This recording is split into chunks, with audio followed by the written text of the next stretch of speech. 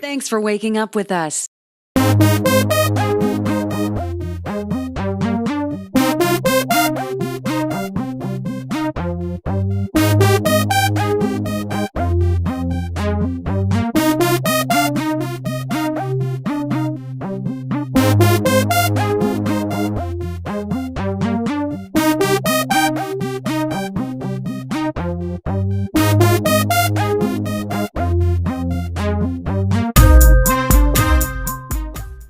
How you doing, everybody? Welcome back to Staying Focused for Jesus. Hope each and every one of you are having a blessed day in the Lord Jesus Christ as always. Today is Sunday, June 26, 2022. Sunday, June 26, 2022. The time is now currently 3:09 p.m. for me. Before I get to the video we're going to be listening to, and for some of you watching, I want to make sure I clarify a few things. That way you're not like confused about why is he speaking on this, why is he talking about this, how does he come across this. I want to make sure I clarify that. For those who don't know, my name is Kelson Delta King. Kelson Delta, Delta with the little hyphen at the top. So you can say Kelson Delta King. But my mother's maiden name wasn't King, it was McNeil. So it was originally Kelson Delta McNeil. Kelson Delta McNeil. I didn't take my biological father's last name because my mother did not marry him. She did not marry him. They were high school sweethearts, conceived in fornication. You know how it goes. For whatever reason, because he was young, blah blah blah. He didn't want to do the right thing. From my understanding, he was sleeping with multiple women, and I got a brother, not the brother that most of you know about, but another brother that I've never physically met, that was born, I think, the same year or around the same time that I was born, which means that he was conceived around the same time that I was conceived. From my understanding, my mother and her best friend, they were supposed to be cousins. My mom, she says no, they weren't cousins and stuff, but from all the research I've done, they were cousins. And my dad, who I never met, well, I should say my biological father, who I never met, he's dead and gone. He was sleeping with both of them and got both of them pregnant around the same time, which is why my mom and her supposed to be best friend, or cousin, they fell out. Now, I don't know who had who first. That's not really important. But that's why my mom didn't take his last name. She kept the McNeil last name until she got married to my dad who raised me, whose name interestingly is Nathaniel Leonard or Leonard King. The point I want to make with all that is because my name is unique. Always has been. I always wondered about it. People have always wondered about it. I didn't do any research because it wasn't meant for me to do it until, I started to wonder about myself and find out all these family secrets. Not realizing that my name was tied into the Bible directly in regards to who I am physically, a Hebrew of the flesh. I am Scottish, Irish, how you want to put it. Kelson is a Scottish, Irish, English name, but mostly Scotland, Ireland, in that area. Son of Kel. I've covered some of this stuff before, but I want to make sure I cover it now because of what we're going to be looking at. McNeil, as you see, is a Ireland, Scotland name. Also, I have, how you want to say it, a double surname. Delta is door, which represents Christ. Son of Kel, so it's talking about two lineages. The lineage from the son of Kel son of Kel, and McNeil, son of Neil. What does it mean? I had to go to the door, and I became, so Kel's son of Kel, would be more so on the male side, and McNeil, that I inherited from my mother, would be on her side. I had to go through the door, right? I had to go through the door, Christ, and then McNeil was changed to king. They go through Christ, my physical McNeil, coming through my mother, to be the king that I am. I've covered, again, I covered a lot of this stuff in previous videos. My original name wasn't even supposed to be Kel's son. It's supposed to be Maurice, which means more, M-O-O-R. Y'all know. The name, it still would have been the same. It just wouldn't have some of the meanings that I have with my name being Kel's son, which is a part of a ship. It's a support piece on the ship. And you know about the Moors, they're with the ships and stuff like that. But we ain't got to go into all that. You should know all that. If not, you can go study it. Okay. Now, I'm not going to read all this, but I just want you to see. The ancestors of the McNeil family come from the ancient Scottish kingdom of Daridia. The surname comes from the personal name Neil. The Gaelic from MacNeil translates as son of Neil. When I found this stuff out, it intrigued me. It was intriguing because I'm like, what? And then I started being given revelations about Ireland, Scotland, and King James, and how it ties back to the Hebrews. And so, I was really curious, like, why did my mom name it that? And she said it wasn't no specific no specific reason. So obviously that was the Lord doing it to have me to do something and speak something once I came to the understanding of who I am. We know the importance of names in the Bible and stuff like that, but it talks about them a little bit. How one of the kings, they married one of the princes, and it says married a princess of the Daridians, an ancient race from which sprang most of the early Scottish kings. There's this book, and I mentioned this book in, I think it was the sermon I did that was like 10 hours long. I brought this book up. It's titled Whence the Black Irish of Jamaica by Joseph J. Williams. Publication date, as you see, was 1932. It's public domain, so you can go download it. It's a free book pretty much. But it says, John J. Williams, a Jesuit priest, describes the little known fact that black Irish and Scots who were deported and enslaved in Jamaica. A lot of your Irish and Scots original Irish and Scots that were black, we covered all this before. I can't go over everything, but you put the pieces together. A lot of your black Irish and black Scots, I'm not saying there were no white ones, but mostly they were black. They came over to Jamaica, rather enslaved or just moving over there when things started to fall apart more and more and more. And then from Jamaica, they came up into the Americas. Now, for me personally, as far back as I've been able to go, I haven't found like slavery. Like some of you are able to go back in your generations, a few generations, like, yeah, so-and-so was a slave. I asked my grandma and who I could ask, and they're like, nah, so-and-so wasn't a slave, so-and-so was a slave. I'm like, dang, okay, what's going on? And then I started putting the pieces together, obviously through the revelation of the Spirit. The book is complete with images of these black indigenous Europeans. Now, I'm saying that they're indigenous to Europe, but we know everybody, I don't care what nobody says, everybody physically comes from Africa. Everybody physically comes from Africa.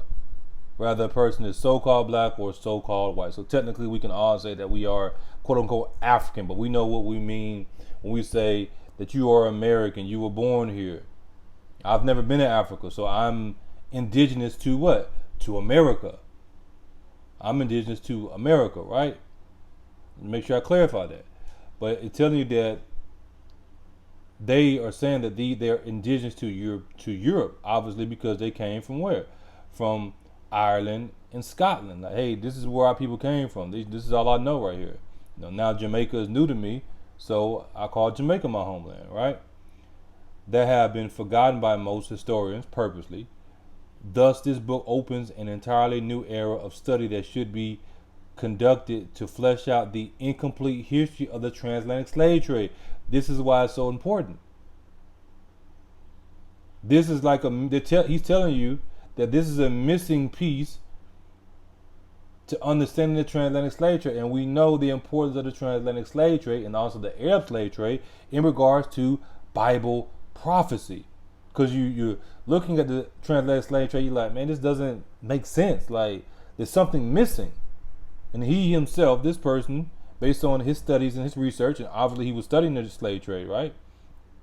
He says that this book opens an entirely new area of study that should be conducted to flesh out the incomplete history of the transatlantic slave trade. Why would it be incomplete? Unless somebody was trying to hide it. They were trying to hide certain facts where it doesn't make sense. And this is where the confusion comes in there. Because when you study the transatlantic slave trade, a lot of it doesn't make sense. You're like, this doesn't make sense in comparison to this, because they're keeping things from you. When you start to get these pieces and bring them together, you're like, oh, which is one reason why I'm bringing this forth. And another reason, obviously, because this stuff intrigues me. Anything with Scotland, Ireland, I'm on it because I have a double surname. A double surname. You also see that in the scriptures. Double surnames with the apostles and the prophets and stuff like that. And just not some, but all of the Hebrews, double surnames, right? God was, still is, well, at the time, put something in me that was to be revealed later that I was going to end up speaking. He knew that, hey, I'm going to name him Kelson and then last name McNeil. Two surnames, two unique names that tie back to the same place. And we could talk about the prophet Jeremiah and the princesses and stuff like that. We covered that before. Maybe we'll cover another video. But I can't necessarily speak on everybody else. This is staying focused for Jesus. Sad I gotta remind people of this, but this is staying focused for Jesus, and this is my ministry. Meaning I'm giving my testimony. I can't speak for everybody specifically and say this person came from here or that person came from here and so on and so on. I can only speak to what has been given to me to speak overall, and also what's been given to me to speak about myself. As I told you before, the better I understand myself, then the better I can help you to understand yourself. So it goes on and says the acceptance and documentation of the enslavement of black West Africans is well known. However, more needs to be known about these black Europeans that were deported and enslaved in Jamaica. Black Europeans. Wasn't during that time period you had black nobility, black royalty and everything? I've shown you and told you before that King James is what we call a black man, and he's an Israelite, a Hebrew Israelite, which is one of the main reasons, not the only reason, not the exclusive reason of why he wanted to get the word into the hands of the people, because he knew who the people were during that time period. That's who they rebelled against. They rebelled against the biblical system of monarchy with King James sitting on the throne. And then after that, it just got worse and worse and worse and worse and worse. And then a lot of them, they came over here to the Americas and took on these different names. So they told you that you took on the slave master name. They told you that. Well, let me make sure I clarify it the right way. They told you that you took on the white slave master's name when a lot of these surnames that they took on when they came over here were of black people, and then the white slave masters came later, and then they took on the names, or they had those names and everything. Because you can have somebody that's Kelson and they're white, but it doesn't mean that majority of people during that time period that had the name Kelson were white, when the minority in regards to numbers was white people. If that makes sense. Let me make sure I say that again. We've been taught that these names that we have today came from the white slave masters. I'm not saying that some of the names that we have today didn't come from them, but where did they originally come from? They originally came from a lot of the nobility, a lot of the people, because everybody wasn't nobility in Europe, but a lot of the nobility in regards to the context of what we're speaking about, who we're speaking about, us, they came over here to the Americas and they had these different names. There's many different reasons to hide their identity, for protection reasons, but you can always trace it back because they knew, like, okay, this is what it means, and then you can put the pieces together by going through history and find out, oh, this is what's going on, this is why they did that. A lot of your early slave masters in America, they were black. But when black people, so-called black people, come across these revelations and we see these things, it throws us off because we're not studying to understand true history. When you come across stuff that says the largest slave owner was a black man, you're like, what? Like, no, that's not true, because you're thinking white man, white man, white man, white man. There are many reasons why blacks had slaves, other blacks. One of the reasons is to protect them, and another reason is because, hey, that was their crime, that was their charge that they had to serve for whatever reason. You got to go and study it yourself. I can't bring forth everything. I don't have enough time to do that. I bring forth as much as I can. And once you have the understanding, once you start studying, you see, hold on now. All I'm doing is I'm studying what they taught us in comparison to something else to see if what they taught us is true. And it's not true. The video we're going to look at shows evidence that George Washington was what we call black. He was black, not white. And when I started studying this stuff, I thought about it, but I'm like, no, I don't know. Maybe one day I get to it. And this guy that did the video, awesome research. He go get that. We talk about research, I got to give it to him. Now, we got some issues with his views on the Bible and stuff like that, and some of the things he says, but when it comes to research, it comes to getting to these old books, these old scholarly sources, first-hand accounts and stuff like that, I got to give it to the brother. And some of you, when you see his video, you're going to know who I'm talking about. He flagged one of my videos. You know what I'm saying? Some years ago. Flagged it. I'm like, how you flag my video when my videos fall under fair use? I don't get paid for this. I don't get any ad revenue. My video falls under fair use the same way that you say your stuff falls under fair use. I want to make sure I say that. I'm not telling you that I support this man in regards to his doctrinal belief. He would tell you the same thing about me. But when it comes to bringing forth this type of research, I got to give it to him. Let's go ahead and get it. All right, some of you are familiar with this person right here. Like I said, if you want to go watch his videos and take his doctrinal stance, you can do that. Me personally, I'm not. There are things that I just don't agree with. That's my choice. Just like it's his choice. At the end of the day, we will find out. I'm not going to argue. But like I said, in regards to research and bringing forth the old stuff, oh my God. Oh my God. You give credit where credit is due. Right? Let's go ahead and get it. Was the real George Washington a black man? Was he a black man? I don't know. You tell me. Let's see what evidence he has. All right, we're in the Reynolds Historical Genealogy Collection, and we're in the book Nicholas Martial, The Adventurous Huguenot, the military engineer and the earliest American ancestor of George Washington, by John Byers Stout. This is from 1932.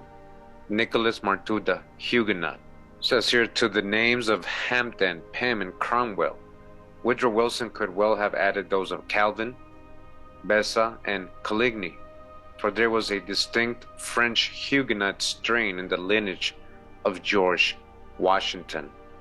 It came to him from his American ancestor, Nicholas Martial, a Huguenot refugee who came to Virginia in 1620. Remember, if you actually go check the etymology of refugee right now, you'll see that the first people being called refugees were Huguenots. We're going to see who the Huguenots are. Why am I reading this right now? This infusion of Huguenot blood, all right, Huguenot blood, into the Washington family, Huguenot blood, into the Washington family is a special interest both to historians and to psychologists.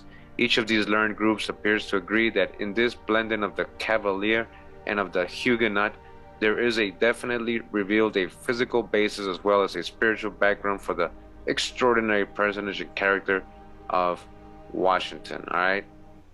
Now, I'm going to be objective to certain things. I'm going to say certain things just to get your mind thinking. What if George Washington wasn't, we call it black? And yet there was a infusion of the Huguenots into his lineage. And for those who study, you know the Huguenots historically, and there's so much evidence on it, they are what we call black. I don't just be saying this stuff to promote black power. I'm promoting truth. And you can't get the truth if you keep on denying certain things, and you refuse to research certain things, and you get offended when somebody says something is black. You should be offended by it being changed and we having to go through all this other stuff to right the wrongs. That's what you should be upset about, not that we're bringing forth the truth. But let's say that George Washington was white, and there was this infusion of Huguenot blood into his lineage. If the Huguenots are black, historically, we know that, then what would they have made George Washington? What we call a mulatto, what we call mixed, which would have given him what? A distinct personage, a distinct look. He would have looked distinct. He would have looked different from the people around him. Just like mixed people today. We call it mixed children. Right? So what? He's a Huguenot, Cootie Mail. So what? All right, well, so most of my followers know already where I'm going with this. In case you don't know, it says here, History of the Conquest of Spain by the Arab Moors, with a sketch of the civilization which they achieved and imparted to Europe by Henry Copey in 2 volumes. This is from 1892. Page 445, they're talking about Columbus and his voyage and how his ship, his vessel, was fitted out in that little port of Palos, which had lately been a Moorish port. His sailors were many of them men with Moorish blood. in their veins, all right? These are so-called Negro conquistadors. It has been Correct. Correct. That's why I brought up what I brought up earlier. Columbus wasn't. Oh my God, we covered that before too. What they tell you about Columbus ain't what it really is. Then the people that was helping the Columbus get over here, they were Negroes, blacks, Moors. They was already familiar with the area because the Arabs had been traveling over here. asserted that when the Moors, all right, when the Moors, who's the Moors? When the Moors were driven out of where? Spain and Portugal, right? Thousands took refuge in the south of France. Oh, they didn't just go to North Africa. No, they went to the south of France too, who afterwards, abhorring the Roman Catholic persecutions, became Huguenots. All right, Huguenots. And that of these many emigrated at a later date to South Carolina and Virginia.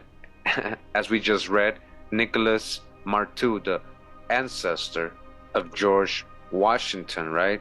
The Huguenot. He was a Moor. Nicholas Marteau was a Moor. Yes, he was a Moor. And there's more evidence to support that the Huguenots were black.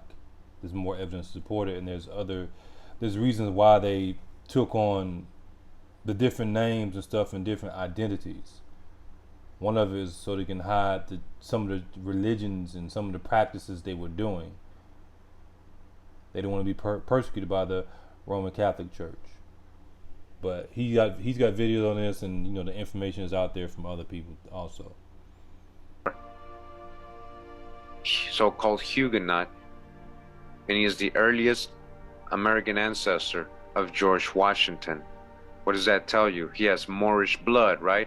George Washington has Moorish blood. We're in the book, it says here, George Washington, a biography by Douglas Southall Freeman, Volume 2. This is from 1948. Page 239 of this book, searched by the colonel, and the Merchant was to no purpose. The man had disappeared. Loudon had then to attempt to identify Pierre Fidel on the basis of Van Horn's description, added to what the traitor had said casually in his letter of himself and of his military position. What tall, dark officer was there in America, 38 years of age, unmarried, who had eyed the camp and was going to participate in the expedition against Fort Duquesne? The only officer who was known to Lord Loudon's informants as in any way answering to this description was Colonel Washington, George Washington, who was what? Tall, dark officer? Tall and dark. Washington. He was single. He had an aide. He was to share in the next march to the Ohio. As it changed, Lord Loudon had close at hand Captain David Kennedy, who had seen Washington in New York in March 1756. Now that would make sense. This old book is describing Colonel George Washington, as tall and dark. That would make sense, knowing who the Huguenots were. They were Moors, and we know who the Moors are. That would make perfect sense. It would also make perfect sense in light of George Washington, his Masonic connection, George Washington and the rest of them, and their Arab connections, and their connections with Allah and Islam. It makes perfect sense. It makes perfect sense also with the connection of America and Morocco. America and Morocco, they have the treaty that America has with Morocco is the longest standing one that America has, going back even before the creation of America. Morocco. Colonel was returning from the visit to General Shirley in Boston.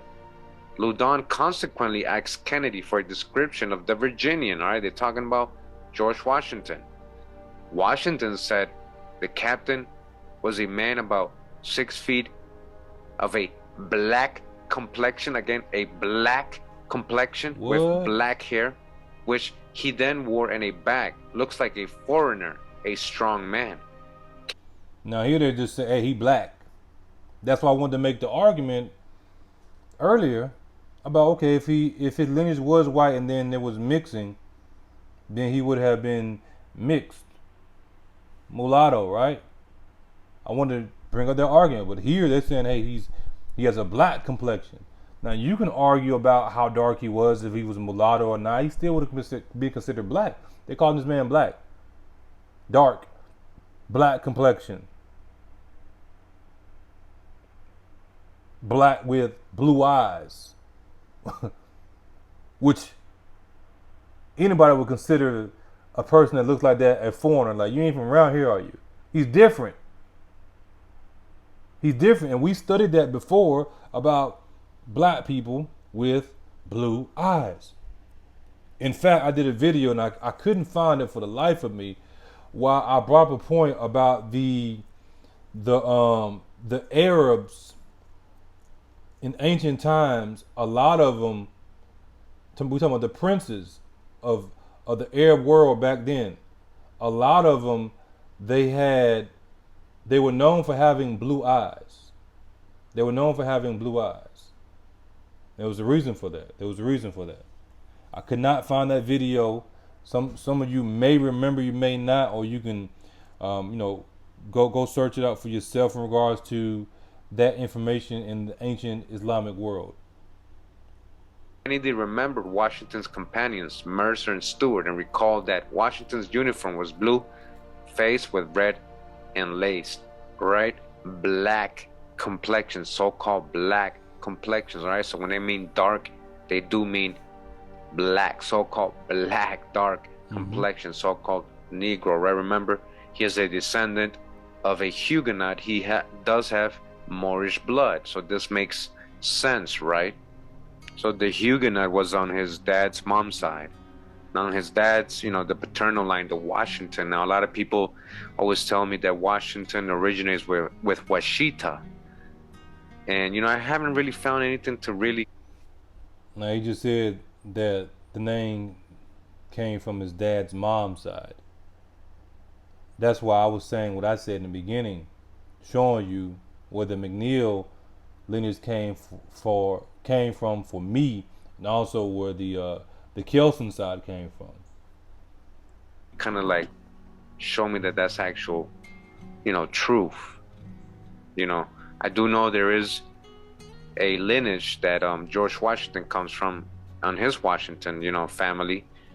And the Washington family is an American family, it says here, of English origins that was part of both the British landed gentry and the American gentry.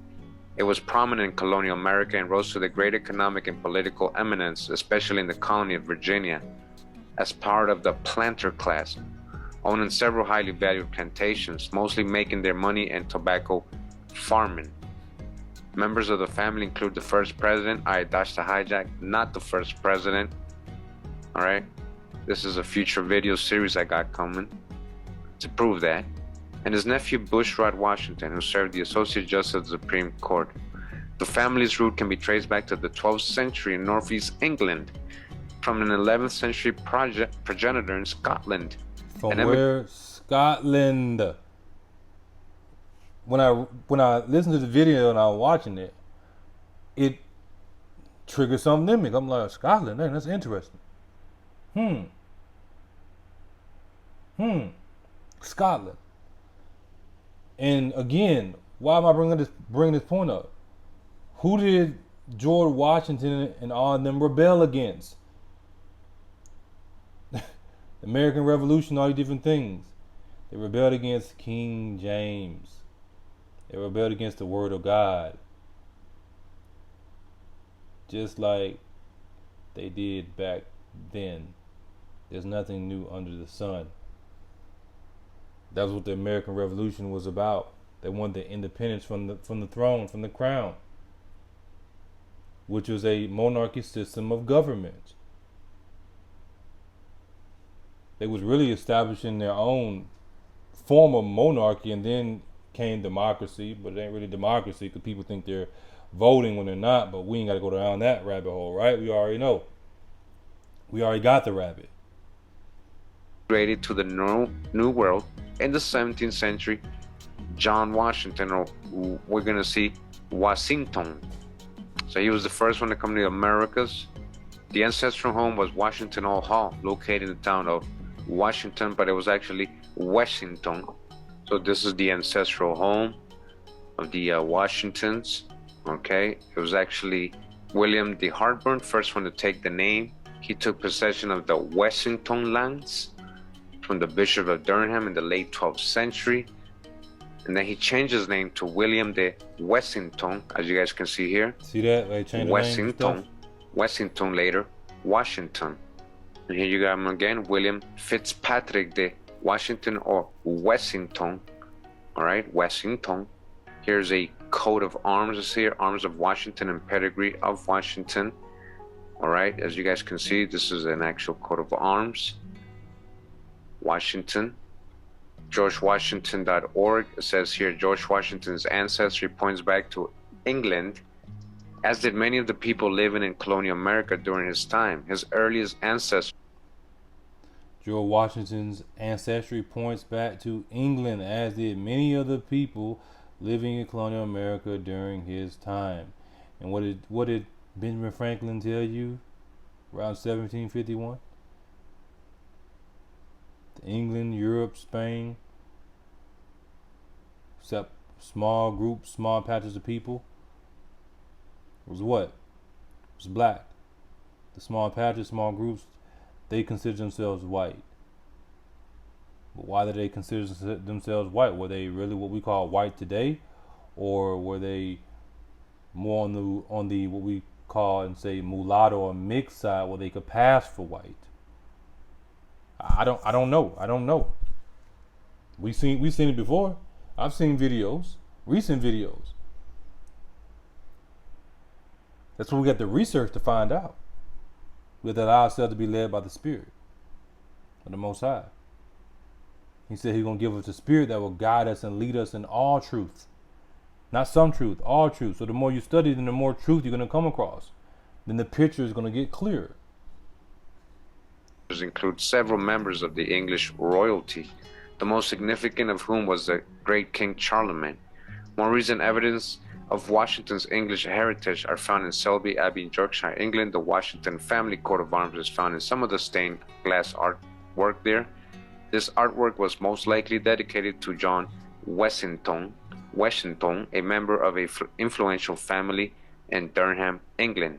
The name Wessington came from the original name of the land that the family first settled in the 12th century. Another name for the Wessington family was Washington, with quotes. So from Wessington to Washington, Wessington to Washington, all right? I don't see anything about Washita yet, right? Washita, we already went through the series of the Washita. Okay, we do know that they do have a Washington line, but the line ends in the 1850s, I believe, 40s. So far it hasn't gone back further to link it, but most likely it might come from the same Washingtons or Washingtons of Virginia. So far we got Moorish blood, Huguenot. He's being described as dark complexion and black complexion. We know he has English and Scottish ancestry too. Let's not forget the previous presentations. We've gone over this book, Ancient and Modern Britons. It says here, the anthropological research of Broca, Turham and Davis, Huxley, Busk, Virchow, Tobino, and others have proved the existence in Europe of a Neolithic race small of stature with longer oval skulls and accustomed to bury their dead in tombs. The remains have been found in Belgium and France and Britain, Germany and Denmark, as well as in Spain, but they bear closer resemblance to the Basques than to any other living people. This Neolithic race has consequently been identified with the Basque and the Iberians and extreme exponents of the Been theory. identified with the who? The Iberians. Where's Iberia? Come on now. Do not hesitate to speak of the Iberian ancestors of the people of England, recognizing the racial characteristics in the small swarthy Welshmen, the small dark Highlanders, and the black Celts to the west of the Shannon. Okay, we've already gone over all this. Swarthy Europe and its original inhabitants of England and Scotland. All right. The original inhabitants of England and Scotland. These swarthy people. These black Celts. Celt, son. The C and the K is interchangeable in the language. Go look it up. You think that's just a coincidence? You think it's just a coincidence? No. You can think it is, but I know better. Of England and Scotland, all right? That he's coming from British landed gentry, and that a progenitor is a Scottish progenitor. Let's not automatically think these are so-called pale skin or white people. So again, there is a Washington family in Europe, and it didn't start with the colonial Washita community that the Maison Rouge established with French families. But I did find something very interesting, all right? And I want to read it to you. It says here in the etymology dictionary, Washington, right? U.S. capital, founded in 1791, named for President George Washington. It says here the family name is from a town in northeast England, from an Old English, literally estate of a man named Wasa. Wasa or Washa? Wasa or Washa? Maybe. Sounds like it could be Washa too, right? Isn't there a native tribe named Washa? Again, so there's a land called Washington over there in England. Early references appear around 1096 in Old English as Wasindoni. The etymological origin is disputed, and there are several proposed theories on how the name Washington came about.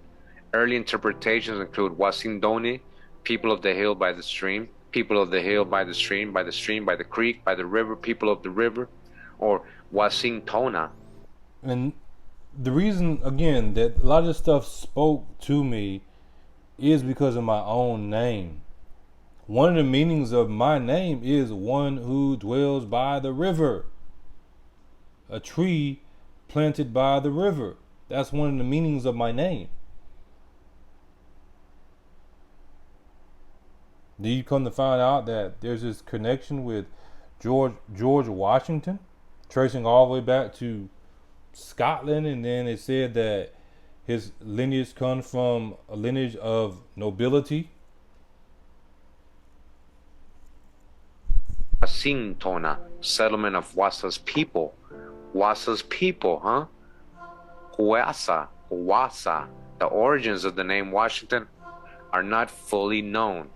The most supported theory, especially amongst local historians, is that Washington is derived from the Anglo-Saxon Hawasigatun, which roughly means the state of the descendants or family of Hawasa or Hawasa, usually rendered Wasa or Wosa in modern English, is an Old English name meaning wheat sheaf. So I thought it was... That's interesting too. So they're saying the name literally means family of the wheat. Family of the wheat. We know what the Bible says. Who are the wheat and the tares? Physically, is it a possibility? You tell me that George Washington is from the lineage of Israel. At least we know Abraham, right? But was he physically a Hebrew Israelite? Rebelled against his own people. I know. I don't want to roll with this and say, hey, we are the wheat. But in the eyes of God, the eyes of the Most High, he saw George Washington as a tare because of his heart and the different things that he was doing to rebel against the Most High. I don't know, you tell me. I'm just giving you some things to think about. I'm giving you some things to really think about. Hopefully it encourages you to study more and get into the word more. And get into history more. So you can see what's really going on. It's interesting, something to look into. Did the Wasa tribe of America go to England in medieval times and establish a settlement over there? And that's why it's called, settlement of Wasa's people. Settlement of Wasa's people. Could be, right? Could be. So we could still leave that open, leave it open. We're going to investigate that for sure. But, just to be more accurate and historically, there was a Washington family that George Washington descends from, coming from Europe, that can trace back to medieval times, Just want to show you guys again. I'm going to start with Nicholas Marteau, the Huguenot, right? Nicholas Marteau, the Huguenot. It says passenger and immigration list, 1500s, 1900s. Nicholas Marteau, a primary immigrant. Arrival place, Virginia, 1620. Wow, 1620, right? What are they doing? It says here, the trail of the Huguenots in Europe. The Huguenots in Europe. So George Washington's Moorish ancestor, Huguenot ancestor. And we go down through his daughter Elizabeth Marteau, who married George Reed. And they together had Mildred Reed, who married Colonel Warner Jr. The Warners and the Reeds got together, and they had Mildred Warner together, who married Lawrence Washington, who was coming from John Washington and Anne Pope. John was the first one, remember? And then we got Lawrence and their family coming out of England, as it says here, the Sulgrave Manor. That's where their old Wessington house was. So then Lawrence Washington and Mildred Warner, they had Augustine Washington, who got with Mary Ball, and together they had President George Washington, and he married Martha Dambridge. Now we're going to get a description of Martha Dambridge. You guys are going to see what she was physically described as. I'm going to show you that she was also a dark complexion. So on his mom's side, Mary Ball, her dad, Colonel Joseph Matthaus Ball, George Washington's grandfather, and Mary Bennett. Remember the Bennett name? That's a Sephardic Jewish name. Sephardic Jewish name. So now we know through his mom's side, he does have also Sephardic Jewish Moorish blood. Now remember, we've gotten many references of the original Saxons and Anglo-Saxons also being of dark complexion. Many of them described as swarthy, dark men. It says here, origin of the Anglo-Saxon race. Because they're saying Wasa or Washington was named by the Anglo-Saxons, and they're saying the Washingtons go back to English, Anglo-Saxon blood. So Anglo-Saxon again doesn't mean white. I want to show you guys the counties of Hertford and Buckingham have people as dark as Wales, So the Welsh, remember the Welsh? We just got it in that book we read earlier, Ancient and Modern Britons. It said the dark Welsh, right? Just like the dark Welsh, right? In England, all investigation goes to show that this brunette outcrop is a reality. Brunette, brown, dark complexion, brunette outcrop is a reality. Continuing further down, it says there is in addition evidence that points to Norwegians of a brunette appearance. When I traced my lineage back, it ended up as far back I've been able to trace it so far.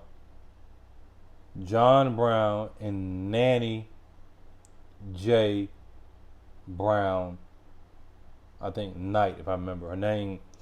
I think it was originally Knight, and then she married John Brown. Nanny Giles Brown. Same word for brunette. And it's a term that's used to describe pretty much a person's physical appearance. And all throughout my lineage, everywhere I turn, it points back to the same area. Scotland, Ireland, England, Scotland, Ireland, England, Scotland, Ireland, England. the Normans and all these different people in that area, the same area. No matter that I look at the name, no matter I look where they came from, it points back to the same area. And I don't know what is great, probably great grandma, that was her original name. Was Brown.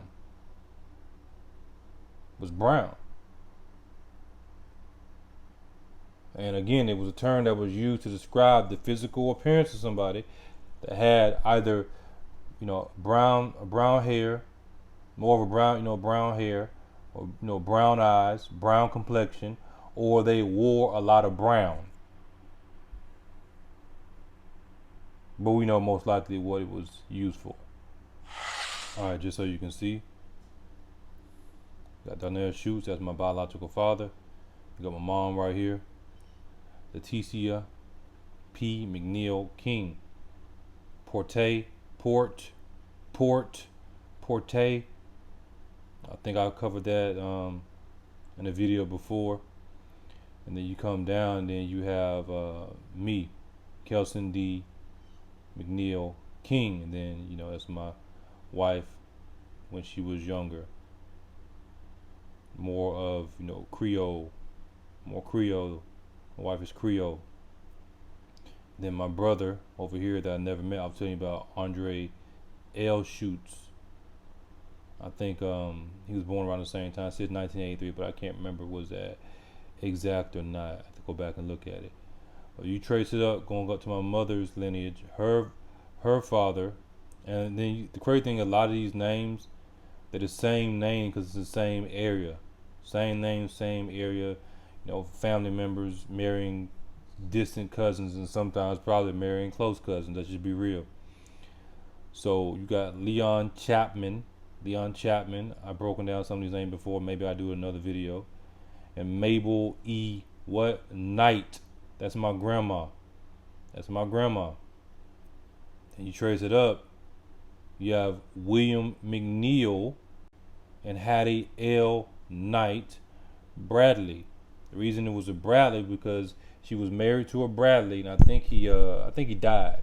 I think he died. That's why she got his Hattie L. Knight Bradley. Now, if you go up with it,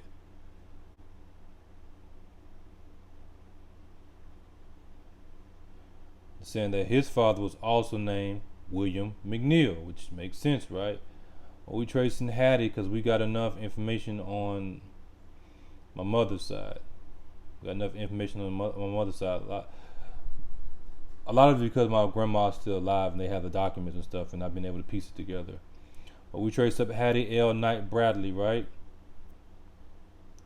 And my grandma had a lot of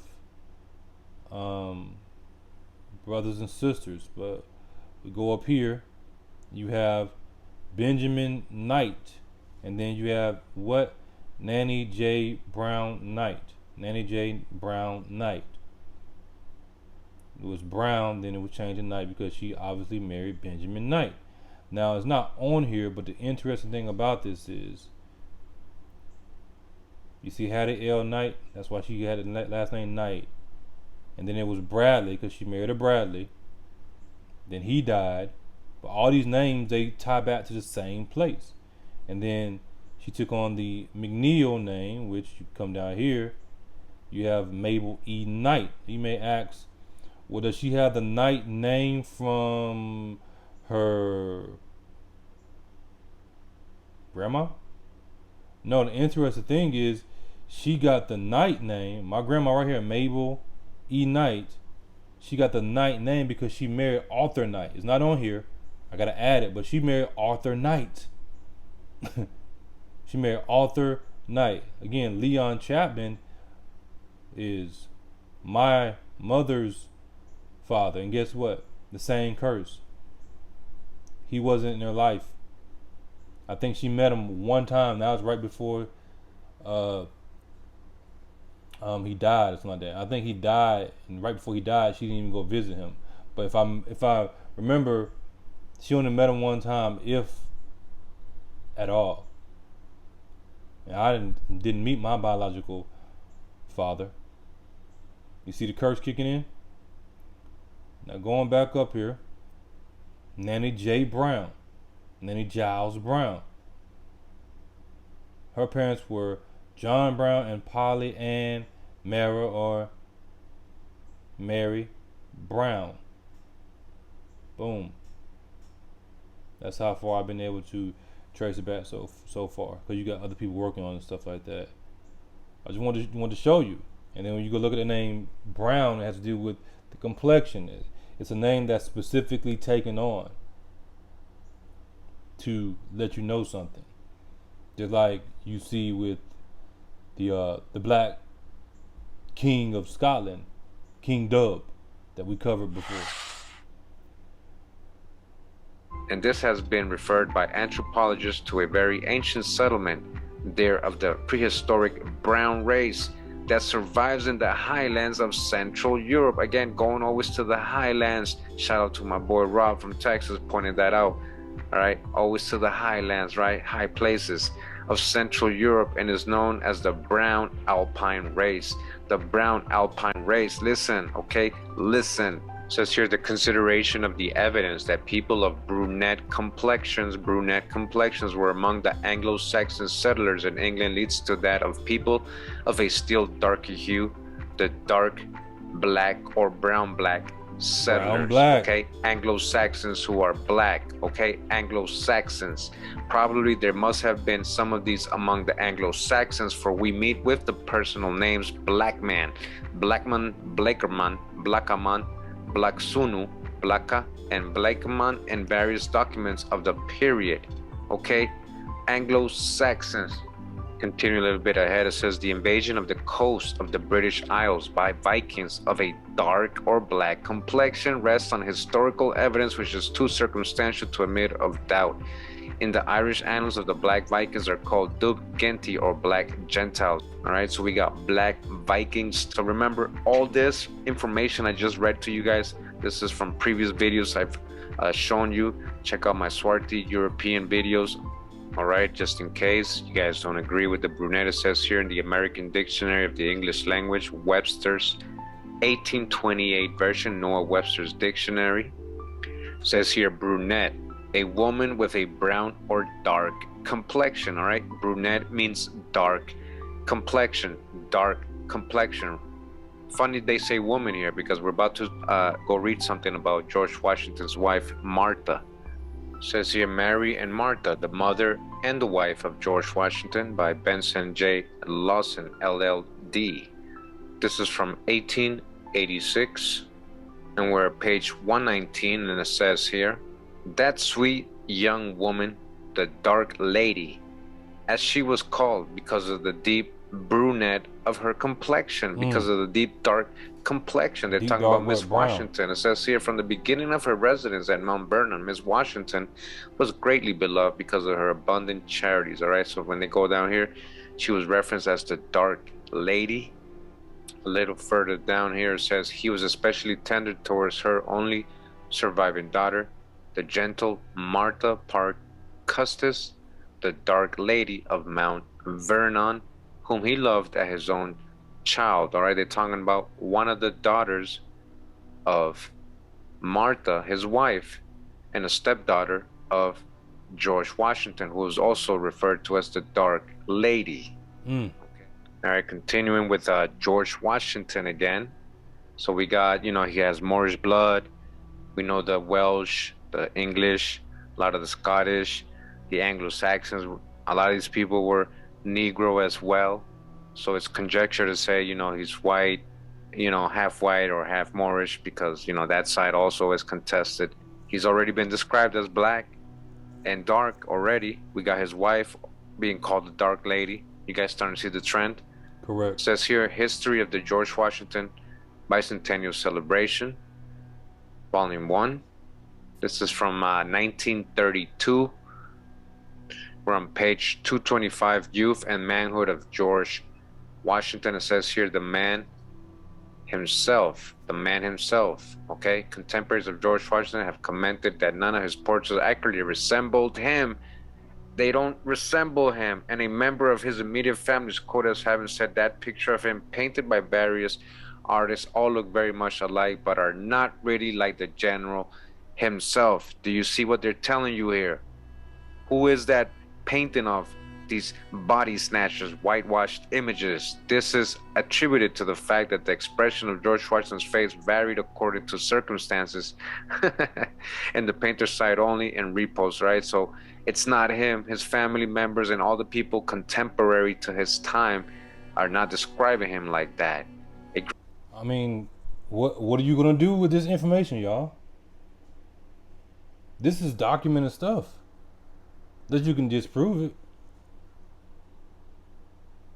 We're dealing with truth. We're dealing with truth. They presented it one way, and we're seeing evidence that's saying something completely different. Completely different. Great similarity exists also in the word pictures penned by those who met George Washington at different periods of his life and under varying circumstances. One of the earliest of these depicts a handsome youth of 19, full height of 6 feet 2 inches, slender, blue eyes, an abundance of brown hair, and a clear, ruddy Clear what? Ruddy complexion. Clear dark brown complexion. So he was tall, slender, he had blue eyes, and he had ruddy skin. Yeah, he would have stuck out. He would have stuck out like a sore thumb. He was a good looking black man with blue eyes. He would have stuck out like a sore thumb.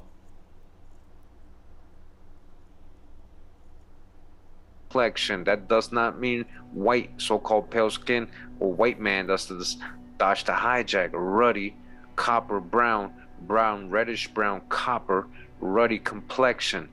His manner, self-control, his speech well considered.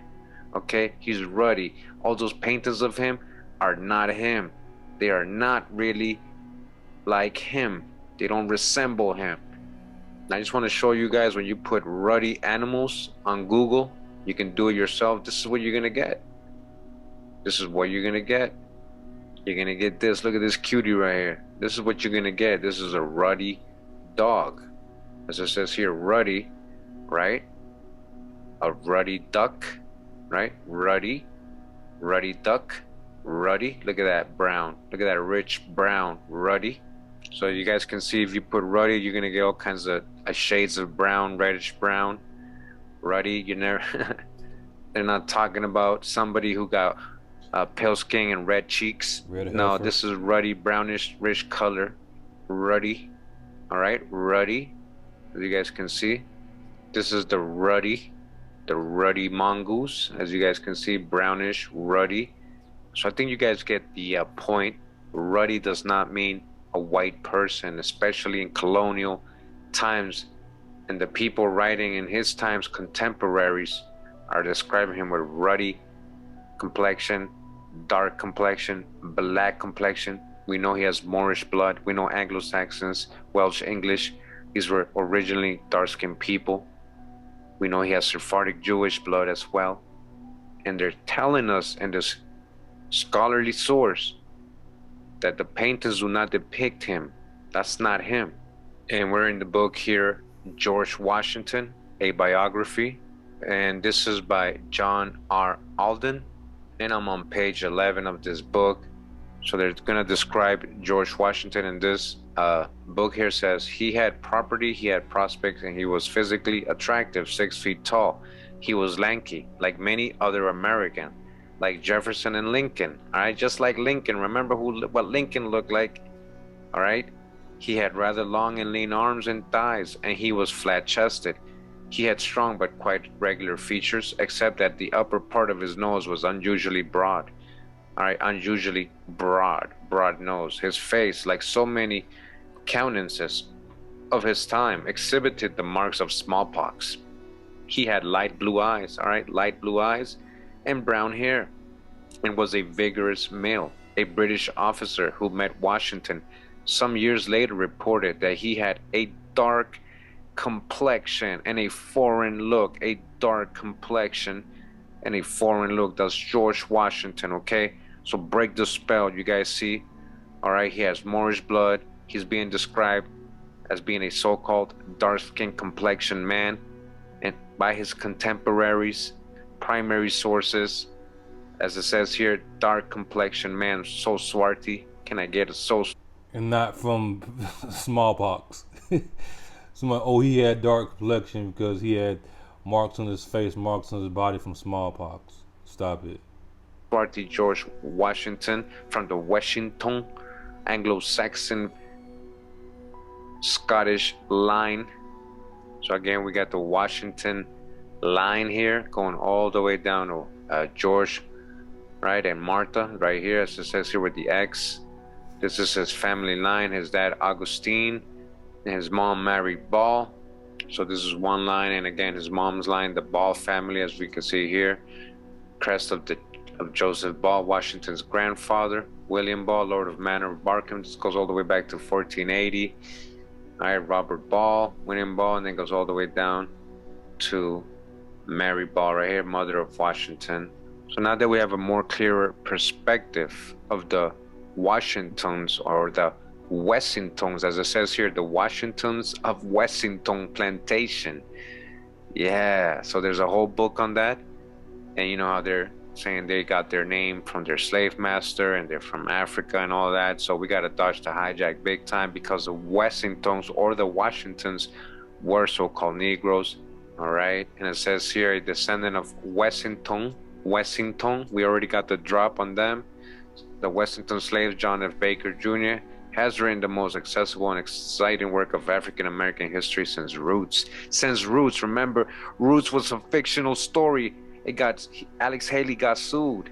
He had to admit he made it all up. So you see what they're using here? Just like Roots, we're making it up too. Founded in 1796 by Joseph Washington, a distant cousin of America's first president. Wessington Plantation covered 15,000 acres. All right, a cousin of Washington who was a so-called dark complexion, ruddy, swarthy, black man, Moorish blood, Sephardic, Jewish, Anglo. So you guys already see. So we got to really think about these things, all right? When we're doing genealogy and we're hearing these slave narratives, and we're talking about we got our last name from a white ancestor named Washington or Wessington. Facts. I got to really think about. Facts. I've said that. I said in this video, and I said it many times before from my own research. Some of you have, heard me say that, but he's saying it. He's saying it with evidence. I've said it with evidence. Others have said it with evidence. That, as it says here, because Washington had a dark complexion. Hope you guys enjoyed this presentation. All right. What are you gonna do with this knowledge, this wisdom, and understanding? This isn't just to bring out a point of, oh, black this and black this, black that and black this. It's to bring out truth. It's to bring out the true understanding of history. Remember, the future is the past coming to pass. The future is the past, P-A-S-T, coming to pass, P-A-S-S.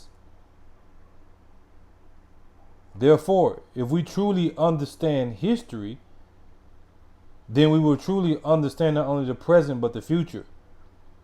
When we understand the Old Testament, it helps us to understand the New Testament. They go hand in hand. There's nothing new under the sun. It was already written. Right? This is why we study these different things, so we can have a true understanding of who we are, not only as a people individually, but who we are as a people collectively, and what it really means to be who you are, and also to be in Christ. Like I said, this is more so a personal revelation I'm giving, but anybody that listens to the video can relate to it. Do you know who you really are?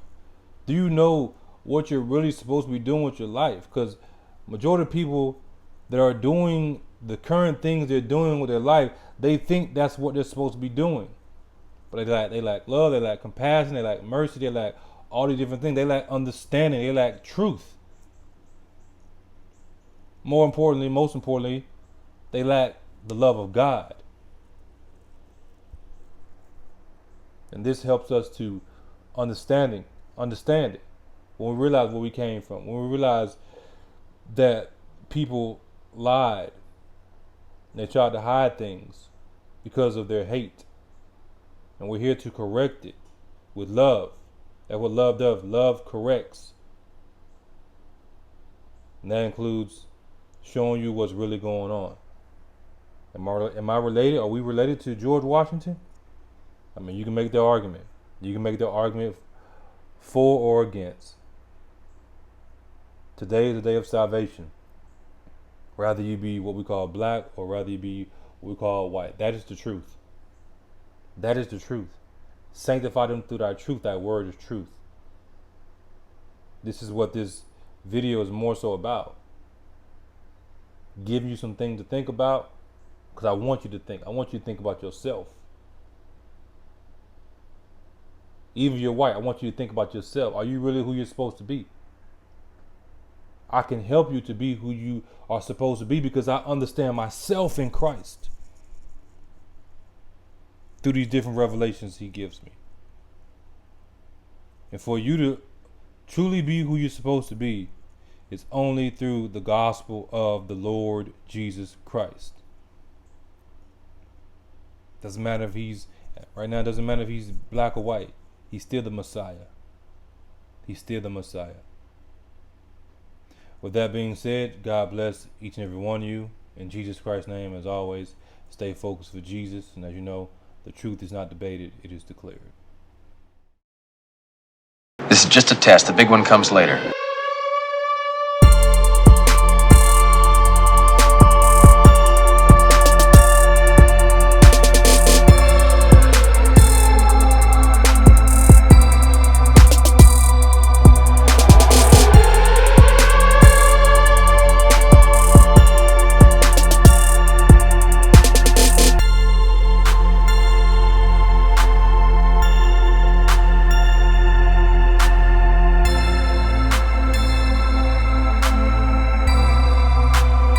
This is just a test. The big one comes later.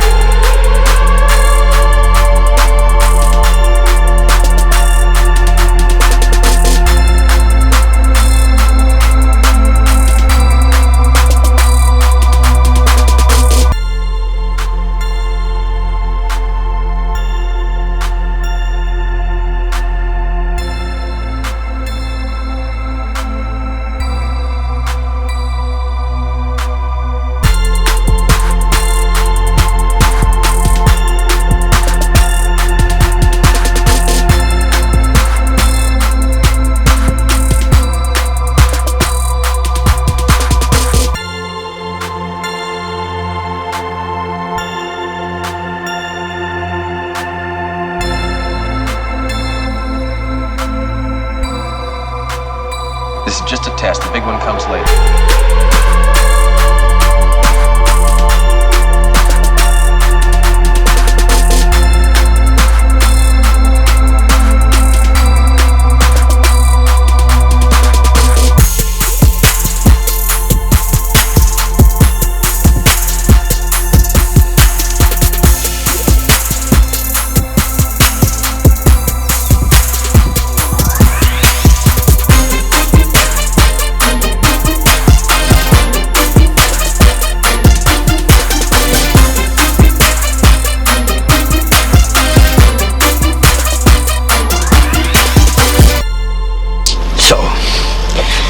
You wish to test me?